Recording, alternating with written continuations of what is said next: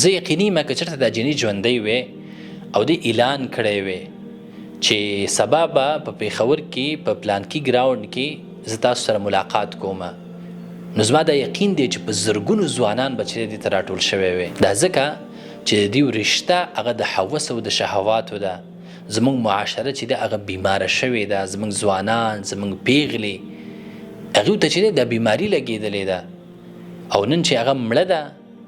نو د هغې په جنازې باندې په شمار کسان ولاړ دي. نن سبا که چېرته موږ وګورو هر انسان هغه دا فکر او سوچ نه کوي چې زه دا څه خورومه، په دې باندې ما نه الله راضي کېږي که نه. صرف د یو څو لایکونو یو څو فالورز دپاره او چې اکاونټ مخې ته لاړ شي موږ اخرت هېر کړی دی، موږ د الله غضب هېر کړی دی،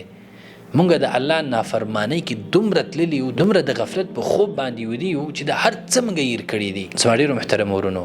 موږ ټول چې رب العالمین ته ګرځېدونکي یو، نو اوس نه چې دی ځان سره حساب وکړو مخکې د دې نه چې موږ سره حساب وشي.